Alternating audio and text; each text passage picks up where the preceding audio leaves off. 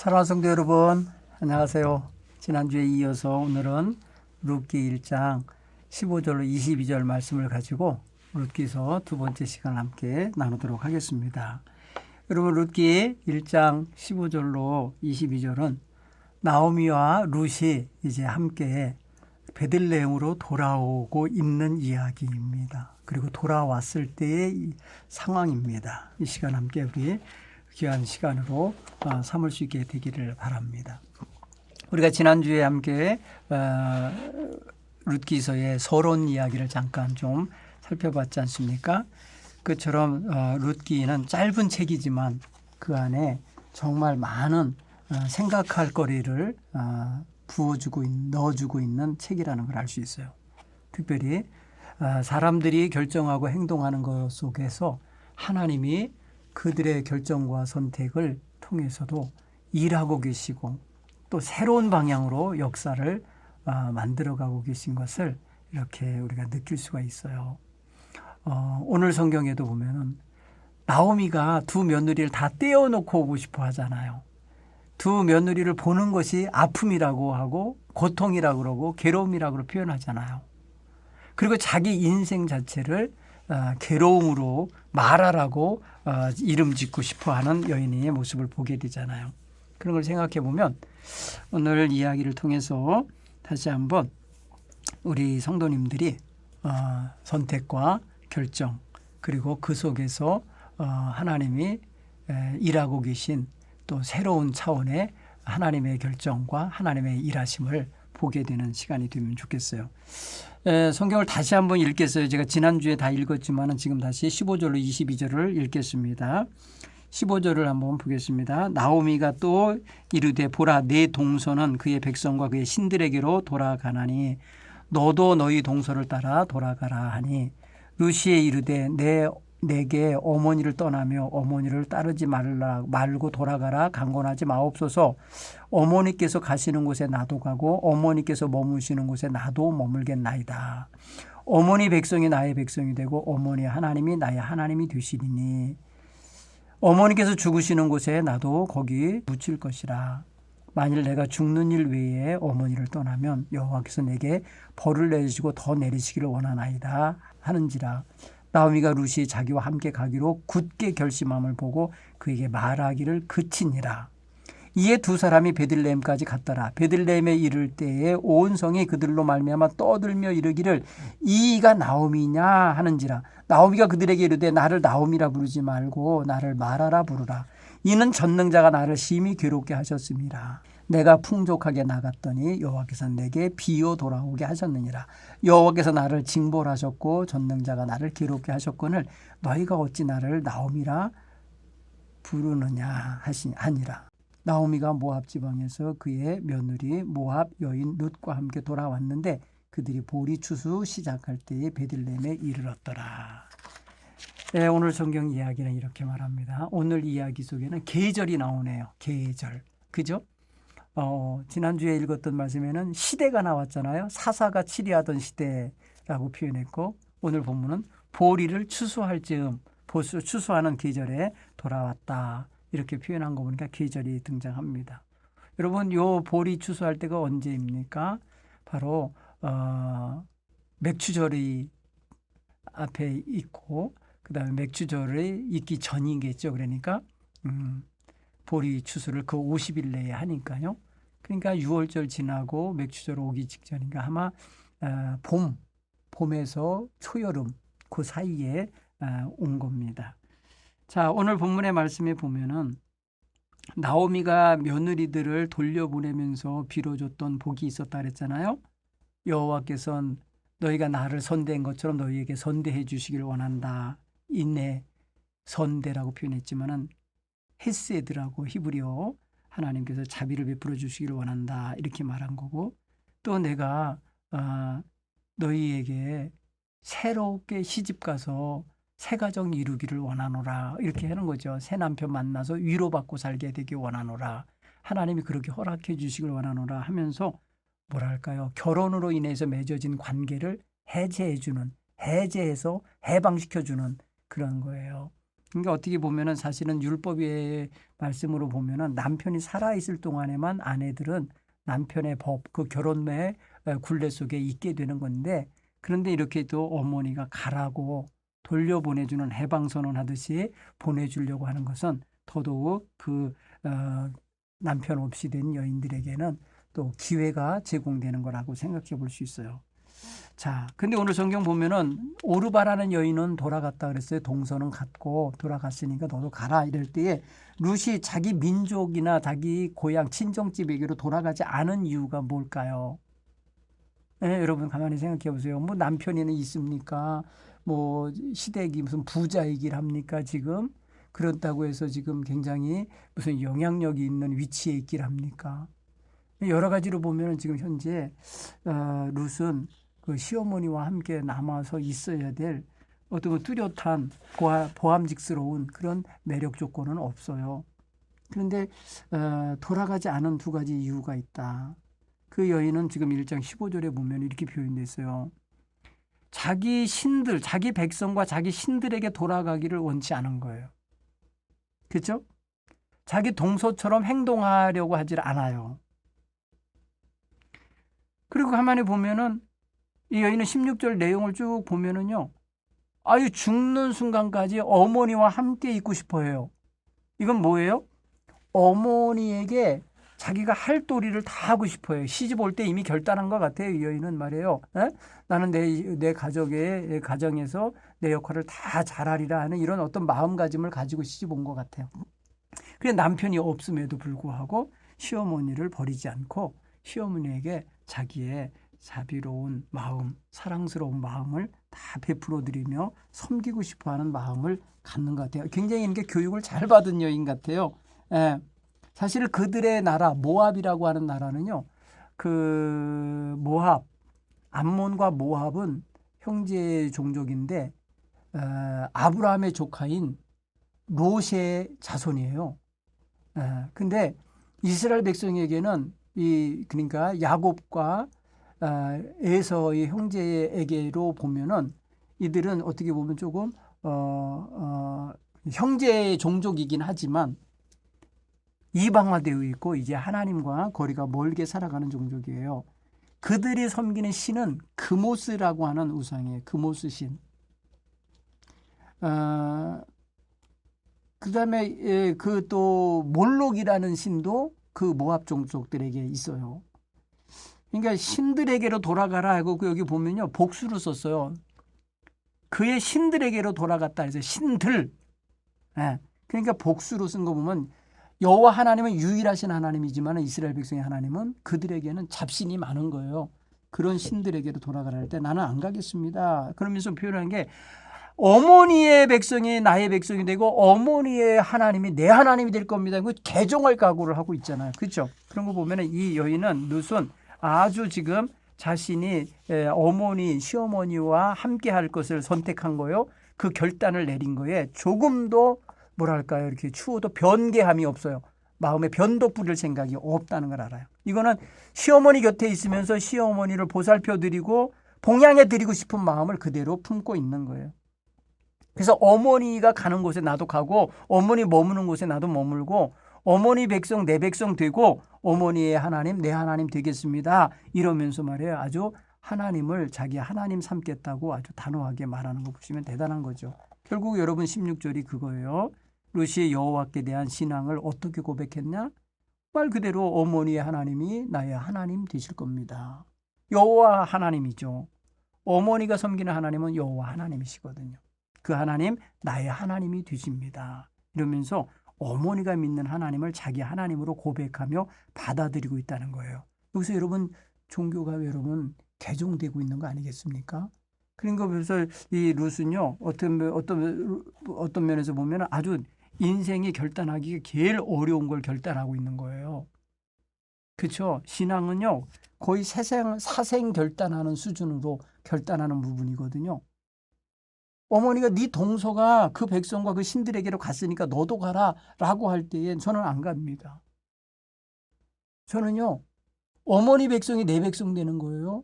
어머니 하나님이 내 하나님 되신 거예요. 이러면서 말이야 안 가는 거예요. 그러니까 그들의 백성, 그 백성과 그 신들에게로 갔으니까 너도 하라고 한 거잖아. 네 백성과 네 신에게로. 근데 아닙니다. 나는 어머니 백성을 내 백성 삼고 어머니 하나님 내 하나님 삼겠습니다. 이렇게 결단하는 거 보면은 이 여인은 완전히 나는 이스라엘 사람으로 살겠습니다. 나는 시집 왔으니까 이 집안 사람이에요 하면서 그걸 확실하게 선 긋고 있다는 걸 알 수 있어요. 그렇죠? 자, 또 오늘 성경 20절로 21절 아주 끝부분에 보면은 나오미가 베들레헴에 도착했을 때 하나님에 대해서 어떻게 생각하고 어떻게 말하나 보세요. 이거 생각만 하는 걸로만 끝나면 좋은데 입으로 말을 했어요. 입으로 이런 말을 하잖아요. 뭐라고 표현했습니까? 아유, 안 해도 되는 이야기를 한 것 같아요. 자기 이름을 나오미라는 말이 희락이라는 거거든요. 희락이라는 게 하는데 나 희락 아니야. 나 괴로움이야. 마라. 자기 이름을 그렇게 불러달라고 하면서 자기를 나오미라 부르는 사람들에게 한다는 소리가 전능자가 나를 심히 괴롭게 하셨다. 전능자가 누구예요? 전능하신 하나님, 자기 하나님이거든요. 자기 하나님이 자기를 징벌하고 괴롭게 하셨다고 이렇게 말을 해요. 이거는 너무 하나님에 대하여 함부로 말하는 거 아닐까? 이런 생각이 들어요. 나오미는 지금 룻을 데리고 이 베들레헴에 이르러 가고 동네 사람들 떠들썩하면서 와서 환영을 한 건지 맞아주는 건지 모르지만은 나오미야 하면서 이렇게 돌아왔을 때에 자기 가슴앓이 자기의 그 이름 그 희락이라는 이름에 어울리지 않고 사랑스럽다는 그 이름에 어울리지 않게 지금 괴롭고 수척해져 있잖아요. 모든 거 다 잃어버리고 씁쓸한 인생이 됐잖아요. 쓴맛이 나잖아요 지금. 그러니까 나를 말하라 불러달라고 이러고 말하고 있는 여인의 마음속엔 한쪽에 하나님이 나를 치셨어. 하나님이 나에게 쓴맛을 맛보게 하고 계셔. 하나님이 나를 괴롭게 하고 계신 거야. 그래서 하나님과 자기 관계를 아주 달달하고 아주 행복한 관계로 말하지 않고 하나님이 자기를 아주 쓴맛 나게 만든 인생이 되게 했다고 원망조에 서운함이 담긴 토로를 하는 거예요. 이건 정말 우리 성도들이 삶을 돌아볼 때 하나님이 나를 괜시리 괴롭게 하고 쓴맛 나게 할까요? 자기 돌아보는 태도를 좀 가져야 되는데 그러질 않았어요. 나오미는 그러니까 회개하고 돌아온 게 아니에요. 이게 지금. 나오미는 지금 하나님 내가 두 손 두 발 다 들고 하나님께 항복합니다 하는 그런 자세로 온 게 아니라는 걸 알 수 있어요. 어쩔 수 없이 온 거예요. 지금 객지에서 지금 자기마저도 어렵게 살다가 죽을까 봐 겁이 나서 왔는지 몰라도 지금 하나님이 자기 백성에게 양식 주셨다는 소식 듣고 돌아오고 있는 거 보면은 어디서 살아도 그냥 내 고향 가서 살아야지 하고 오는 모습인데 참 보면은 슬퍼요. 어두워요. 그죠? 여러분 19절로 21절에 보면은 나오미가 왜 베들레헴에 도착했을 때 떠들썩하게 사람들이 와서 웅성거리면서 이가 나오미야 라고 말할 때에 정말 그 나오미의 발언에 나는 마라야. 나는 하나님이 나를 징벌하셔서 치셨어. 라고 하면서 너무 깊이 탄식할 때 베들레헴 사람들이 더 이상 말을 안 하잖아요. 무슨 소리야? 그게 무슨 소리야? 네 이름은 나오미야. 너 희락이잖아. 우리 잘 왔어. 여기 왔으니 잘했어. 뭐 이런 식의 이야기 위로의 말 안 해요. 자기의 어떤 그런 탄식과 슬픔에 그냥 확 젖어서 말을 하니까 베들레헴 사람들이 입을 딱 다물었어요. 베들레헴 사람. 그러니까 저 여인의 말이 맞는 것 같기도 하고 초라하기 그지없고 쓴 인생 돼서 왔으니 할 말이 없는 거죠. 그 나오미의 슬픔과 아픔이 그대로 느껴졌겠죠. 근데 그것을 하나님께 책임을 돌리고 있는 걸 보면서 또 할 말을 잃었을 거예요. 그런 걸 가만히 보면 우리가 가끔 탄식하는 사람 옆에 가서 어떤 위로도 못 해주고 그렇다고 반박하지도 않고 그냥 아무 말 없이 그냥 들어줘야만 할 때가 있잖아요. 그런 모습이라고 생각하면 좋을 것 같아요. 한번 여러분 이 오늘 본문에서 한번 좀 살펴보면 글쎄요. 나오미와 룻이 베들레헴에 도착했을 때가 사람들에게는 10몇 년 만에 돌아오는 거 아니겠어요? 그죠? 10수년 만에 돌아온 건데 관심이 되지 않겠어요? 관심이 모아지지 않겠어요? 저들 말에 해외로 가서 살고 뭐랄까, 금이환영하면 좋은데 금이환영이 아니에요. 네? 정말 정말 초라하게 말 그대로 실패한 인생, 좌절한 인생, 낭망한 인생, 초라하고 가난한 인생이 돼서 돌아온 거잖아요. 근데 놀랍게 그 인생이 돌아온 때가, 배고픈 인생이 돌아온 때가 언제예요? 풍성한 양식이 생기는 때, 보리 추수를 하는 시기, 그때였다고 성경은 말하죠. 여러분, 베들레헴을 떠날 때에 저들은 흉년을 피해서 떠났다고 표현했는데, 돌아왔을 때엔 베들레헴의 풍년, 베들레헴의 풍성한 추수하는 때 돌아왔다. 어떻게 보면 역설적인 어떤 그런 뭐랄까요, 자, 우리로 하여금 슬며시 웃게 만드는, 뒤로 웃게 만드는 그런 내용이 서두하고 끝부분이 이렇게 차이가 나게 만들어요. 1절에는 흉년이라는 단어가 나오고 끝절에는 보리 추수를 하고 있는 장면이 나와요. 여러분, 흉년이면 어떻게 추수를 하겠어요? 추수할 거리도 없지. 근데 흉년에 떠난 인생들이 풍성하게 곡식을 거둬들이는 보리 추수 타작하는 그 시절에 돌아왔다. 아, 이걸 보면서 자신이 떠나가 있던 그 시간이 정말 잃어버린 세월 10년, 그런 세월이 되고 있구나라는 걸 느낄 수가 있어요. 그렇죠? 오늘 그런 표현을 씁니다. 21절에 보면 여러분, 전능자가 나를 괴롭게 하셨는데 내가 풍족하게 나갔더니, 이사 갈 때, 이민 갈 때 풍족하게 갔는데 여호와께서 내게 빈손으로 돌아오게 하셨다. 여러분, 여기서 보면 비어서 돌아오게 하셨느니라 이렇게 표현했어요. 돌아오게 하신 게 누구라 그러는 거예요? 하나님이 여호와께서 돌아오게 하셨다는 거예요. 그런데 풍족하던 손에 들고 나갔던 거 다 잃어버리고 없어지고 빈손 돼서 돌아온 거예요. 쪽박 차고 들어온 거예요. 이런 인생이 된 거예요. 그러면 그 다음에 뭐래? 여호와께서 나를 징벌하셨고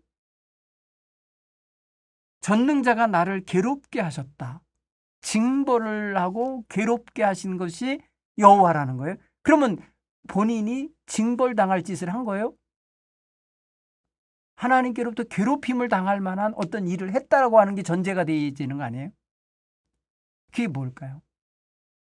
이 나오미의 마음속에 하나님이 나를 징벌하신 이유, 하나님이 나를 괴롭게 하신 이유가 뭘까? 뭘 생각하고 이런 말을 할까? 물론 결과적으로 남편 죽고 두 아들 죽어 없어진 거, 그래서 아무것도 희망도 없고 아무런 어떤 그 뭐랄까요, 본래 계획했던 거 이룬 것도 없는 인생이 됐다는 결과, 그 결과만 가지고도 그렇게 말할 수 있을까요? 그런 결과가 나오기까지 뭔 이유가 있는 건가? 하나님 곁을 떠나고 우상 숭배하는 나라로 들어간 부분, 하나님의 은총과 돌보심을 끝까지 기다리지 아니하고 자기 멋대로 판단을 속히 해서 떠나버린 거. 흉년이 오니까 우린 여기 있으면 죽어, 그러니까 저쪽 가서 살자, 이렇게 결정했던데 이게 성급한. 하나님이 그 땅을 분배해 줄 때에 그 여러분 토지에 대하여 제비 뽑아 주신 그 기업들, 그다음에 뭐랄까, 땅과 땅 사이의 경계를 정해서 주었던 그 땅들은 침범도 하지 못하고 남에게 팔지도 못하고 남에게 넘기지 않고 지켜가도록 해줬던 그 땅을 버리고 남의 나라에 갔던 것, 이 모든 것들이 다 원인 아니겠어요? 하나님을 의지하고 살려는 자세가 아니라 인간의 수단과 방법으로 살려고 한 거 아닌가요? 자기들 어떤 방식대로, 자기들의 어떤 꾀임으로, 자신들의 어떤 약삭빠른 어떤 그런 수단으로 살려고 외국으로 나간 건 아닐까요? 그 하나님 잘 섬기기 위해서 간 건가요? 아닐 거예요. 어쨌든 간에 이 인생은 자기가 굉장히 징벌당하고 있다라는 의식이 있어요. 자기가 지금 굉장히 하나님께로부터 괴롭힘을 당하고 있다고 생각하고 있어요. 이 모든 원인은 말하지 않아요. 이 원인을 분석하고 이 원인에 대하여 자기에게 책임이 있다든지 자기의 회개거리가 있다는 표현 안 쓰는 거예요. 이런 부분에 있어서 저는 나오미가 하나님의 이름은 여러 차례 부르지만은 하나님을 원망의 대상으로 모든 책임의 원점으로 삼으려고 하는 것은 잘못된 태도다. 그걸 알 수가 있어요. 여러분, 어떤 일에 대해서 책임을 하나님께 전가시키고 자기는 아무 책임이 없는 것인 양 이렇게 태도를 보여서는 아니 될 거라 생각합니다. 자, 오늘 이 말씀을 자신의 삶에 적용해 보실까요? 당신이 힘들고 어려울 때 주변의 반응 중 가장 위로와 도움이 되는 게 무엇이었습니까? 여러분, 성숙한 베들레헴 공동체에서 나오미는 어려움을 당하다가 돌아온 걸 볼 때 아무 말도 못 해주고 그냥 아이고 나갔다더니 뭐 잘 돼서 온 게 아니고 저렇게 초라해서 왔네 하고 이렇게 비아냥거리고 조롱하지 않았어요. 아프고 슬프게 돌아온 여인을 남편과 아들 데리고 갔던 인생이 남편도 없이 왔어요. 아들들도 없이 그냥 낯선 이방 며느리 하나 데리고 온 그 초라한 모습을 보면서 어쩌다가 이렇게 됐냐고, 뭔 죄를 지어서 이렇게 됐냐고 이렇게 따져 묻는 사람이 아무도 없어요. 여기 보면 여러분 아무 말 없이 대해주는 거 그 자체도 어떤 면에서 보면은 굉장히 그에게 대한 배려라고 할 수도 있어요. 비난하지 않고 조롱하지 않고 손가락질 않고 그의 실패와 좌절과 슬픔을 그대로 헤아려주며 품어주는 것. 그게 가장 큰 위로가 되고 도움이 되는 우리들의 행동이 아닐까. 그래도 가끔 여러분 힘들고 지치고 낭망하고 실수하고 허물 지었을 때에 곁에 있는 사람이 아무 말 하지 않고 등 두들겨주면서 고개 흔들어주면서 품어주고 안아주면 그게 위로가 되죠. 뭔 말이 필요하겠어요. 그죠? 자, 두 번째 한번 질문을 해보고 여러분 삶에 적용을 해보실 것을 한번 드려볼까요? 나오미는 텅 비어서 베들레헴에 돌아왔다고 그랬어요. 풍족하게 나갔는데 돌아올 때 텅 비어서 돌아왔다. 여러분 텅 비어졌다라고 하는 느낌이 들 때가 언제입니까? 자기 인생에 텅 빈 듯한 느낌 드는 거. 이런 거 발견해 보셨나요? 아휴, 텅 빈 것 같아. 물론 애들이 다 출가하고 집이 텅 빈 것 같아 라고 할 때에 그 빈둥지 증후군 가족들이 이제 다 왁자지껄하게 살다가 다 떠나고 지금 그 덩그러니 큰 집에 혼자 계신 분들 계세요. 와글와글하며 살던 시절이 있었는데 지금 혼자 계실 때 얼마나 쓸쓸해. 텅 빈 느낌 들지요. 그건 이제 공간적인 차원에서 그렇다고 하고 심리적으로도 또 이제 뭐랄까요? 어떤 일을 이루고 난 다음에 공허함이 찾아올 때가 있다고 그래요. 보통 사람들이. 그래서 번아웃 되는 경우가 있어요. 탈진하는 경우가 있어. 어떤 일을 막 할 때는 그냥 막 왁자지껄하고 일을 할 수 있는데 그 일이 다 끝나고 일이 하나도 이제 없어요. 자기가 해야 될 일이 아무것도 없을 때 와지는 그 텅 빈 느낌. 그런 것도 있을 수 있죠. 그런가 하면 여러분 가지고 있었던 것 가운데 통장에 많은 돈이 있었는데 이제 다 쓰고 빼서 쓰고 보니까 이제 아무것도 없네. 몇 푼 안 남은 게 됐을 때 텅 빈 느낌. 그런 것도 있을 거예요. 상실감이 있고. 그다음에 관계. 친구 관계. 친구들이 한 사람, 두 사람 이렇게 흩어질 때, 이사 가고 떠날 때, 돌아가셨을 때 빈 것 같은 마음, 자꾸 텅 빈 느낌이 들 거예요. 제가 전에 섬기던 교회 목사님 가운데 원로 목사님이 두 분이 계셨는데 그 가운데 한 원로 목사님이 90이 넘어서 94세에 돌아가셨는데 한 90세쯤 됐을 때에 저한테 그러더라고. 박 목사, 내 마음이 지금 텅 빈 것 같아. 그래서 왜 그러세요? 그랬더니 친구들이 다 세상 떠났네. 내가 이제 마지막으로 남았어. 내가 죽으면 찾아올 친구가 없어. 그러시는 거예요. 여러분 오래 살아도 그런 마음이 들겠더라니까요. 자기 그동안에 친한 친구들 한 사람 한 사람 떠날 때마다 가서 조문해주고 그 가족 위로해주고 그 친구의 자식들 돌봐주고 하던 그 마음이 이제 자기가 늙었는데 자기를 찾아와 줄 사람, 자기가 죽으면 찾아올 친구들이 없는 거예요. 그런 것이 느껴지는 순간 나 이제부터 밖에 나가지 않으려고 그래. 그러니 당시에 제가 한 달에 한 번씩 오셔서 축도하시라고 이렇게 했는데 이제 그것도 나 안 할래 그러시더라고요. 텅 빈 느낌이 드셨는데 그 후 얼마 있다가 돌아가셨어요. 여러분 사람이 이렇게 어떤 텅 빈 마음이 들 때에는 곁에 누가 있어주는 게 제일 좋아요. 바로 나오미에게는 바로 룻이라는 며느리가 끝까지 남아 있었던 게 그 텅 빈 가슴을 그나마 채워주는 사람이 된 거예요.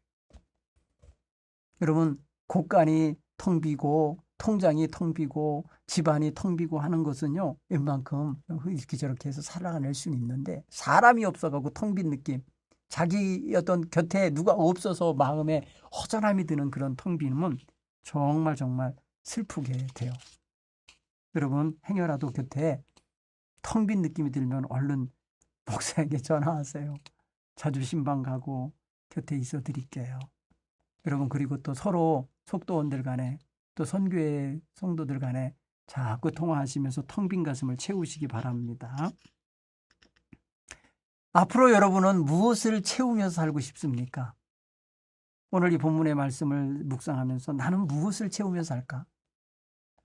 여러분, 이 여인은 지금 나오미는 물질, 흉년이 들어서 나갔다가 아무것도 남긴 것 없이 정말 자기 인생 풍족한 것 가지고 나갔다가 텅 비어서 돌아왔다고 표현하는데, 그 인생 이제 앞으로 뭘 채워야 될까요?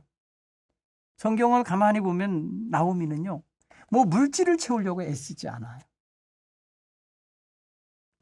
그런가 하면 무슨 뭐 옛날 친구 더 다시금 친구들 만나려고 친구들 만나러 이 집 저 집 다니고 있는 이야기도 안 나와요. 그럼 집에만 있는 여인이 돼요. 근데 뭘 채우기 싶어 해요? 아들들이 다 죽고 없는 그 집에, 대가 끊긴 그 집에 믿음의 대가 생기기를 원하는 열망은 하나 남아요. 그게 남아요. 사랑하는 성도 여러분, 여러분들은 앞으로 무엇이 연결되고 무엇이 채워지고 무엇이 남겨지게 됐으면 좋겠습니까? 행복한 가정 문화 이루시고 행복한 자손들 많아지시고 행복하게 하나님 잘 섬기는 신앙이 풍성한 가정 되기를 늘 소원하시기 바랍니다. 인생이 많이 비어져 가고 많이 이제 이렇게 축소되어 가고 있지만 그래도 주님 안에서 얻는 기쁨이 풍성해져 가기를 바랍니다. 그리고 하늘 소망이 풍성히 채워지길 바랍니다. 하나님의 도우시고 위로하시고 채워주시고 돌보시는 그 은총의 손길이 많이 닿는 여러분의 삶이 되기를 바랍니다.